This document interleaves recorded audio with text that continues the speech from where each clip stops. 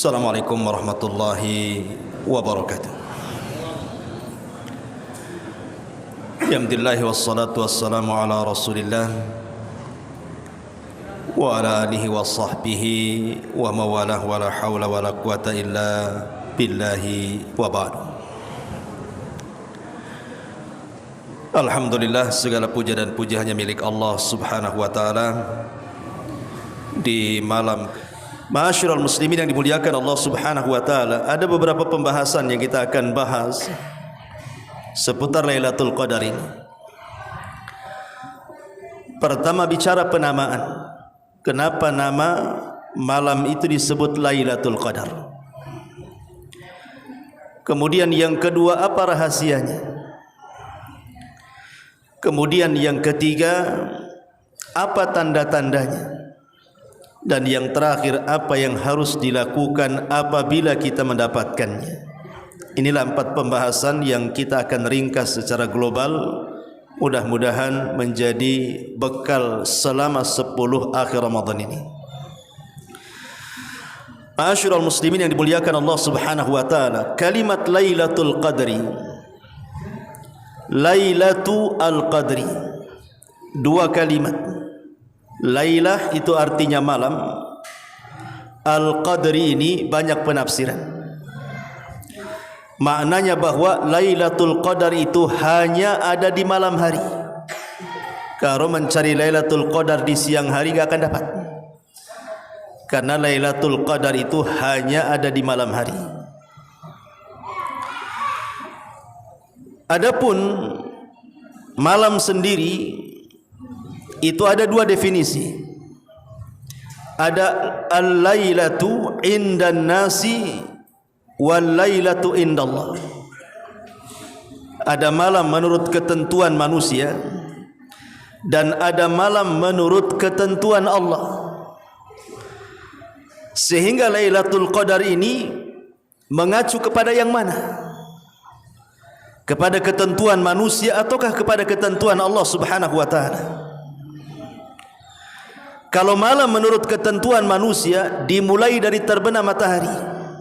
Itulah malam ketika masuk waktu maghrib, menurut kita masuk malam. Makanya penanggalan Hijriah, berubahnya tanggal itu ketika terbenam matahari. Pamannya tadi 19 Ramadan, berarti ketika terbenam matahari maka penanggalan berubah menjadi 20 Ramadan. Itu malam menurut kita. Tapi malam indallah menurut ketentuan Allah Subhanahu wa taala bukan saat terbenam matahari, tapi saat datang waktu asar. Dan itu berdasarkan hadis Nabi sallallahu alaihi wasallam, yata'aqabuna fikumul malaikah, malaikatul laili wa malaikatun nahar, wa yajtami'una fi salatil asri wa salatil fajri. Jadi Allah Subhanahu wa taala setiap hari menugaskan para malaikat-malaikat untuk mencatat kebaikan. Ada malaikat malam dan ada malaikat siang, dan berjumpanya di 2 waktu salat. Pertama salat asar, yang kedua salat fajar. Maka dari hadis ini ulama mengatakan bahwa al-lailatu indallah, malam menurut ketentuan Allah, dimulai di waktu asar dan diakhiri di waktu fajar. Pertanyaan pun muncul, Lailatul Qadar ini mulainya kapan? Apakah setelah terbenam matahari ataukah setelah masuknya waktu asar? Ini menjadi polemik para ulama. Walaupun saya pribadi lebih cenderung bahwa yang dimaksud al-lailah dalam kalimat Lailatul Qadar ini maksudnya adalah al-lailatu indallahi. Maksudnya malam di sini menurut ketentuan Allah Subhanahu wa taala. Makanya orang yang i'tikaf, apabila betul i'tikaf mengacu kepada sunnah Rasul, maka mulainya masuk di waktu asar. Ini bagi pendapat yang saya menguatkan di situ. Taib, ini definisi malam. Kemudian masuk pada al-qadar. Apa itu qadar ini? Ada tiga makna yang disebut para ulama ahli tafsir ketika mentafsirkan suratul Qadar. Pertama, al-qadaru itu artinya at-tadyiqu. Berarti Lailatul Qadri maknanya Lailatul Tadyiqi. Tadyiq itu artinya sempit. Jadi malam yang sangat sempit. Kenapa malam itu disebut sempit? Yang pertama, maksudnya tadyiq di sini adalah indas salihin. Sempit menurut orang-orang saleh. Sempit menurut orang-orang yang ahli ibadah. Kenapa mereka jadi sempit dada-dada mereka di malam Lailatul Qadar? Karena Allah Subhanahu wa taala tidak menyebutkan tentang tanggal berapanya, tapi Allah sembunyikan. Sehingga hati-hati orang-orang saleh itu sempit. Jangan-jangan mereka tidak mendapatkannya.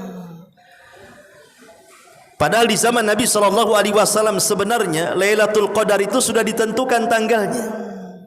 Nabi mendapatkan kabar dari Allah tentang tanggal Lailatul Qadar. Saking bahagianya Nabi SAW ingin memberitakan para sahabat. Masalahnya di tengah jalan Rasul mendapatkan dua sahabat yang sedang bertengkar. Kemudian Nabi SAW mendamaikan keduanya sehingga dilupakan bahwa dia akan menyampaikan tanggal Lailatul Qadar itu. Gara-gara dua orang yang bertengkar, lupa pula Nabi menghabarkan tanggal Lailatul Qadar. Sejak itu Lailatul Qadar dirahasiakan dari 10 akhir Ramadan. Tidak ada yang tahu. Itulah yang menjadi sempit para ulama, orang-orang saleh, karena tidak tahu di tanggal berapa Lailatul Qadar itu. Ini pemaknaan yang pertama. Yang kedua, yang dimaksud sempit di situ artinya karena bumi itu menjadi sempit. Kenapa bumi menjadi sempit? Karena banyaknya malaikat yang berdesak-desakan. Satu hari Nabi SAW kumpul bersama para sahabat, tiba-tiba mendengar gemuruh langit. Kemudian Rasul mengatakan kepada para sahabat, tahukah kalian suara gemuruh apa ini? Maka sahabat mengatakan Allah wa rasuluhu a'lam. Maka Nabi SAW mengatakan attatis sama wa huqqalaha antait. Sesungguhnya langit itu sudah berhak taat kepada Allah Subhanahu wa taala, dan memang layaknya dia harus taat kepada Allah Subhanahu wa taala. Kata Nabi, tidaklah di langit itu 4 jari kecuali ada malaikat yang ruku, sujud, tasbih sampai kiamat. Maknanya apa? Jumlah malaikat di langit itu tidak ada yang tahu kecuali Allah. Wa ma ya'lamu junuda rabbika illahu.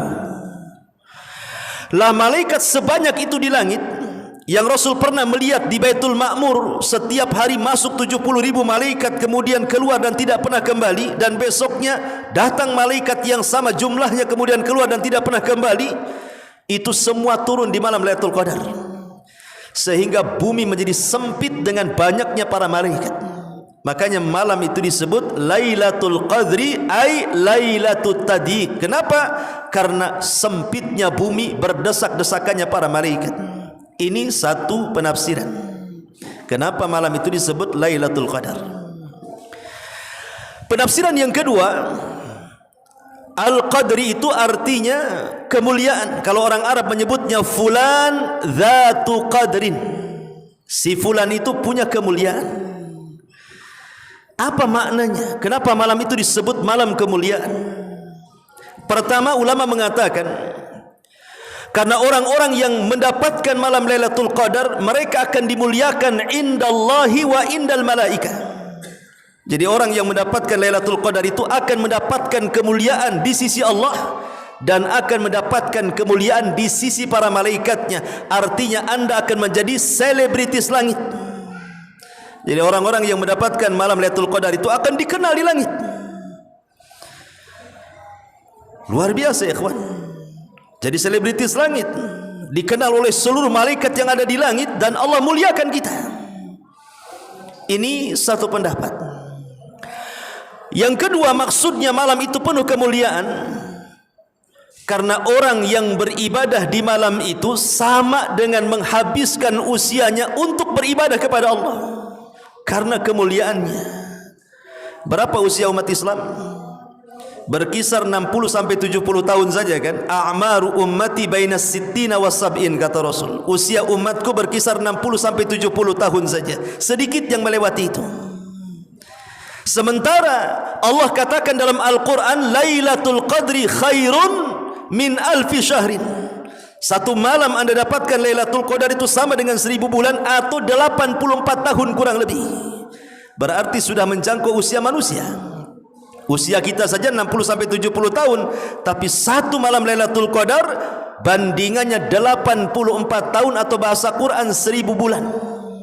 Berarti sudah melewati usia kita. Berarti kalau antum umpamanya ini malam Lailatul Qadar kita ngaji seperti ini 1 jam, berarti seolah-olah antum mengaji seumur hidup antum. Itu maksudnya. Kalau malam ini adalah Lailatul Qadar antum bersedekah, berarti sedekah antum itu seolah-olah bersedekah seumur hidup antum. Kalau malam ini antum membaca Quran, maka seolah-olah antum membaca Quran seumur hidup antum, dan begitu seterusnya. Contohkan ibadah-ibadah yang lainnya. Dan ini kemuliaan Lailatul Qadar, ikhwan, bahwa malam itu malam dilipat gandakan pahala. Makanya disebut Lailatul Qadrin, maksudnya adalah malam penuh kemuliaan. Ini juga satu penafsiran. Kemudian juga kenapa malam itu disebut yang ketiga Lailatul Qadri? Qadri di sini diambil dari kalimat al-qada wal qadar. Sebagaimana Allah mengatakan fiha yufraqu kullu amrin hakim. Di malam itu akan diputuskan takdir kita setahun yang akan datang. Jadi Allah Subhanahu wa taala akan melibatkan seluruh para malaikat. Jadi mulai malaikat Jibrilnya, Mikailnya, kemudian malaikat mautnya, malaikat mentadbir rizki, umur, semua dipanggil oleh Allah Subhanahu wa taala. Malaikat-malaikat ini disuruh mendaur ulang lagi takdir kita. Jadi malam Lailatul Qadar itu adalah malam daur ulang takdir kita setahun yang akan datang. Makanya kenapa Rasul mengatakan faman haruma khairaha faqad hurim. Siapapun yang diharamkan mendapatkan Lailatul Qadar di malam itu, selamanya akan diharamkan kebaikan setahun bagi dia. Makanya beruntung orang-orang yang mendapatkan malam Lailatul Qadar. Minimalnya kalaupun usia antum tidak sampai tahun depan, tetapi kita meninggal di atas husnul khatimah. Itu saja. Karena malam itu malam mendaur ulang takdir setahun. Inilah dari segi penamaan kenapa malam itu disebut Lailatul Qadri. Ini pembahasan pertama. Yang kedua, Al-Quran menyebut Lailatul Qadar itu dengan 4 nama. Al-Quran menyebut Lailatul Qadar itu dengan 4 nama. Pertama, Lailatul Salam. Karena Allah mengatakan salamun hiya hatta matla'il fajr. Malam itu disebut malam salam, keselamatan. Apa yang dimaksud selamat di sini? Yang pertama, selamat dari syaitan. Karena malam Lailatul Qadar itu tidak ada setan. Setan tidak ada. Kalau di malam-malam hari di bulan Ramadan setan itu dibelenggu tapi bisa bergerak. Tapi di malam Lailatul Qadar bukan hanya dibelenggu, bergerak pun tidak. Kenapa? Karena di antara tanda-tanda Lailatul Qadar itu tidak ada meteor jatuh. Dan fungsi meteor itu pelempar setan. Artinya kalau tidak ada meteor, berarti tidak ada setan. Setan bersembunyi, tidak ada yang keluar. Berarti malam itu tidak ada praktek sihir. Kita diselamatkan dari sihir. Yang kedua, selamat dari seluruh binatang yang merupakan ciptaan Allah yang buruk. Min syarri ma khalaq. Jadi kalau antum ke hutan, pas di malam Lailatul Qadar, jumpa pula dengan harimau, itu salaman tuh. Gak mungkin harimau menerkam antum, karena malam itu salam. Gak ada binatang buas, binatang melata, binatang berbisa mengganggu di malam itu, karena malam itu malam salam. Ya, tapi jangan coba-coba pegang ular ya malam itu. Maksudnya ular ini atau binatang-binatang yang lainnya akan diselamatkan dari kita. Mereka tidak akan mengganggu kita. Karena malam itu malam salamun hiya hatta matla'il fajr. Ini penafsiran yang pertama. Ataupun selamat dari orang hasad, orang iri, orang dengki, diselamatkan kita. Kemudian juga kalimat salam juga maknanya Allah Subhanahu wa taala mengucapkan salam kepada hamba-hambanya di malam itu. Karena di antara nama Allah itu As-Salam. Jadi malam itu Allah menyampaikan salam kepada seluruh hamba-hambanya sampai datang waktu fajar. Luar biasa. Allah mengucapkan salam kepada kita. Bahkan para malaikat mengucapkan salam kepada kita. Persis seperti penduduk sorga ketika masuk ke dalam sorga, para malaikat mengatakan salamun alaikum bima sabartum fa ni'ma uqbaddar. Jadi malam itu adalah malam as-salam. Allah mengucapkan salam kepada kita. Subhanallah. Mengucapkan Anda selamat, gitu maksudnya. Lah kalau Allah yang mengatakan Anda selamat, Anda tidak mungkin sesat selamanya. Karena Allah yang mengatakan selamat. Ya. Ma'asyiral muslimin yang dimuliakan Allah Subhanahu wa taala, ataupun Anda diselamatkan hidupnya, Allah akan selamatkan hidup kita di malam itu dan untuk malam-malam berikutnya, karena malam itu menentukan malam hidup kita sampai kita wafat. Inilah makanya yang pertama, kenapa malam itu disebut malam Lailatul Salam. Penamaan Lailatul Qadar pertama Lailatul Salam. Yang kedua, penamaan yang kedua, Lailatul Qadar juga disebut Lailatul Inzalil Quran. Malam di mana Al-Quran diturunkan. Ada dua penafsiran maksudnya Quran diturunkan itu apa? Maksudnya Al-Quran diturunkan dari Lauhil Mahfud ke Baitul Uzzah. 30 juz di malam Lailatul Qadar. Inna anzalnahu fi Lailatul Qadar. Atau maknanya malam diturunkan Quran itu maksudnya permulaan turunnya. Permulaan turunnya maknanya suratul Alaq ayat 1 sampai 5. Iqra bismi rabbikal ladzi khalaq khalaqal insana min 'alaq iqra wa rabbukal akram alladzi 'allama bil qalam 'allamal insana ma lam ya'lam. Lah Al-Alaq 1 sampai 5 ini turun di malam Lailatul Qadar, maksudnya permulaannya. Makanya para ulama mengatakan hati-hati di 10 malam terakhir. Jangan tinggalkan Al-Quran di malam Al-Quran diturunkan. Jangan sampai kita tidak membaca Al-Quran di malam yang Al-Quran diturunkan di situ. Makanya para ulama itu 10 terakhir Ramadan mereka baca Quran. Ya walaupun ibaratnya hanya 1 surat, 2 surat tiap malam, jangan sampai tidak membaca Quran di malam Allah turunkan Al-Quran. Celaka kita kalau tidak menyentuh Al-Quran di malam dan di bulan Al-Quran diturunkan di dalamnya. Makanya Imam Malik, Imam Darul Hijrah itu walaupun sudah hafal Quran, dia ambil mushaf, dia baca Quran dan dia tinggalkan daras hadis. Menunjukkan apa? Kemuliaan Al-Quran di malam diturunkan Al-Quran. Ini yang kedua. Dan ingat Al-Quran itu mengangkat segalanya. Diangkatnya Jibril karena Al-Quran. Diangkatnya Nabi SAW menjadi Sayyidul Anbiya wal Mursalin karena Al-Quran.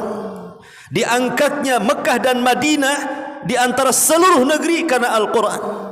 Bahkan diangkatnya umat Nabi SAW dari seluruh umat juga karena Al-Quran. Bahkan dilebihkan Al-Quran dari kitab-kitab yang lain. Bahkan penduduk sorga sekalipun diangkat derajatnya karena Al-Quran. Kata Allah, Iqra wartaq warattil kama kunta turattil fid dunya fa inna manzilataka inda akhiri ayatin taqra'uha. Allah ngomong sama penduduk sorga, baca Quran. Menunjukkan Quran ini bukan di dunia saja dibaca, di sorga pun dibaca. Naik, tentukan derajatmu sana, karena derajatmu ditentukan sesuai dengan akhir ayat yang kau baca di dunia. Maknanya penduduk sorga diangkat derajatnya dengan Quran. Ini yang kedua. Yang ketiga,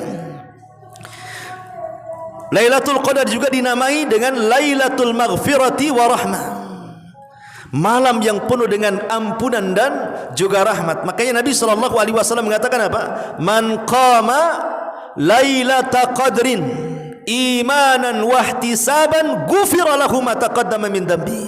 Siapa yang menghidupkan malam Lailatul Qadar penuh dengan iman, yakin dengan perintahnya dan senantiasa mengharap pahalanya, Allah ampuni dosa-dosanya. Maka hati-hati kata para ulama, jangan bermaksiat di 10 terakhir Ramadan. Jangan bermaksiat di 10 terakhir Ramadan, karena ini yang menjadikan ampunan akan hilang dari kita. Ini yang ketiga.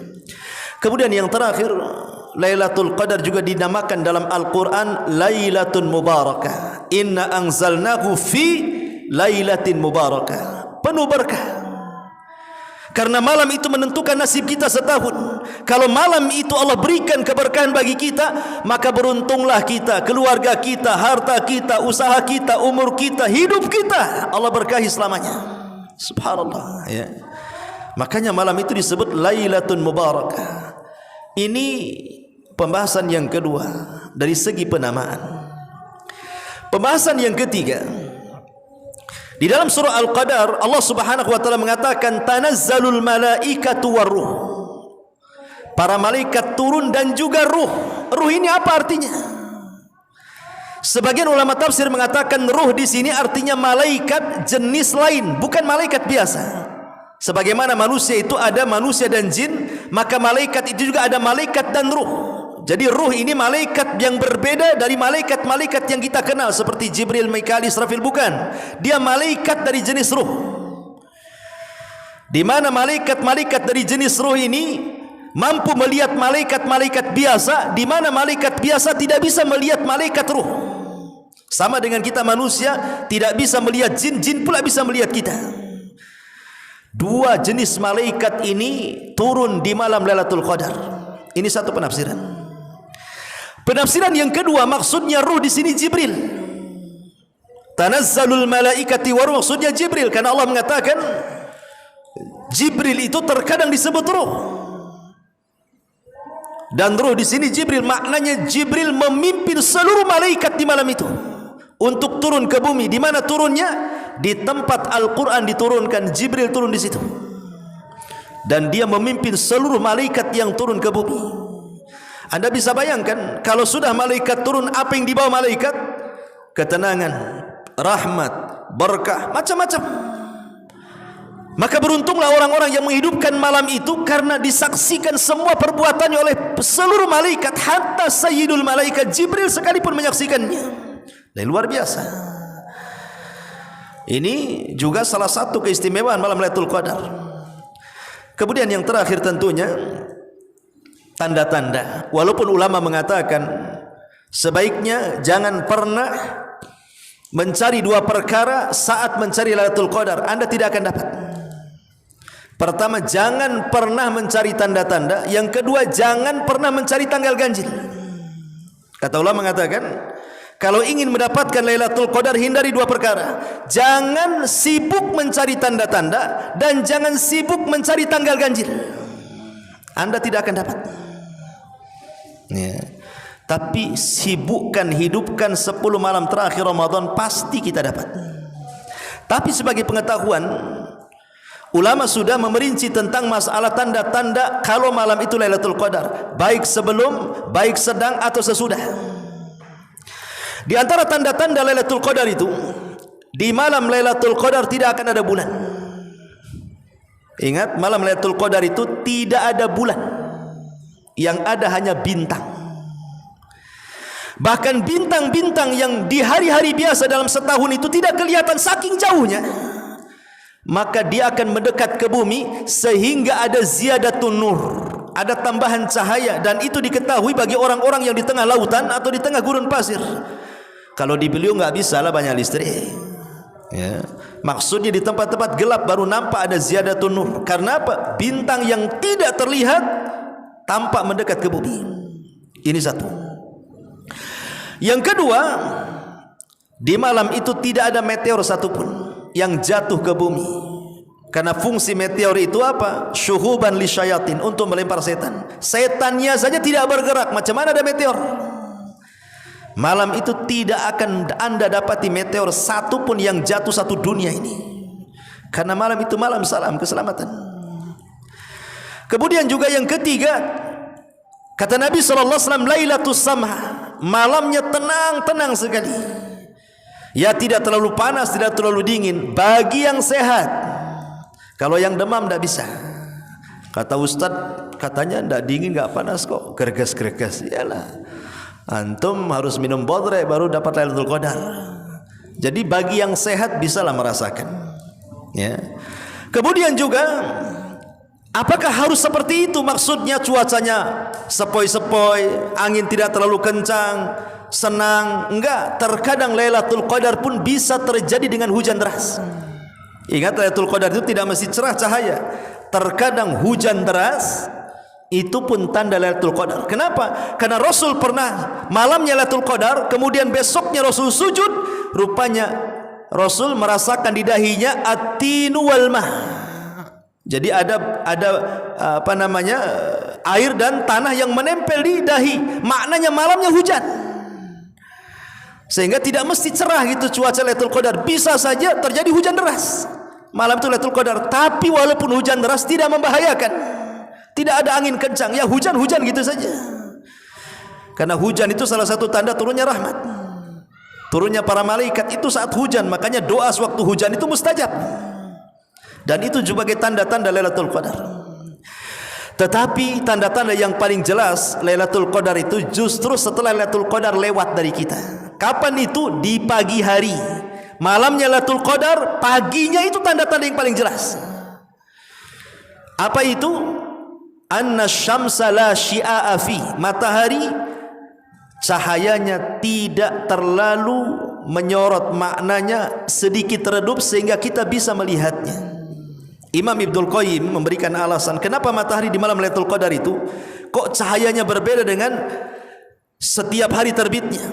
Ada 3 alasan kata beliau. Yang pertama, karena malam Lailatul Qadar itu penuh dengan malaikat, sehingga di pagi hari malaikat itu mereka naik ke langit.